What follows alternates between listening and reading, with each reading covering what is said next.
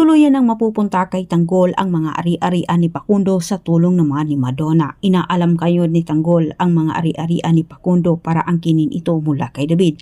At habang abala naman itong si David sa ibang bagay, katulad na lang sa pakipag-away ng kanyang nanay, nakakuha naman sila Tanggol ng pagkakataon para makipagkita sila sa magandang attorney. Si Madonna ang nagturo kay Attorney Calatanggol na ito umano ang may hawak sa lahat ng mga ari-arian ni Facundo. Dagdag sinabi ni Madonna na siya na umano ang bahala kay attorney para madali nilang makuha ng legal ang mga kayamanan ni Facundo. Samantala sa kabilang banda, pinagtutulungan naman muli nila Rigor at David si Marites. Muling ipinagmukha ni Rigor kay Tess ang sisi sa pagkawala sa anak nila ni Lina.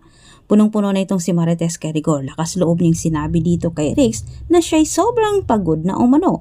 Walang kamalay-malay itong si Rigor na matagal nang pinag-isipan ni Tess na iwan siya. Walang respetong pinalayas ni David itong si Marites at hindi ito nagustuhan ni Santino. Hindi batid ni David na sa kanyang pagpapalayas ni Marites ang siyang magbukas daan para mabuo ang pamilya ni Tanggol at mabisto siya.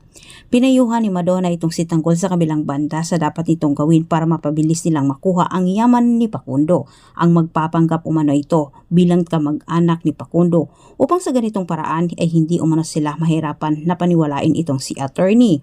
Dagdag ni Madonna, siya umano ang magpapatunay na kamag-anak kunwari si Tanggol ni Facundo. Higit sa lahat, kilala umano siya ni attorney na bilang katiwalang tauhan ni Facundo. Maniniwala umano itong si attorney sa kanya ang gustong punteryahin ni Tanggol ang pasugalan ni Don Facundo.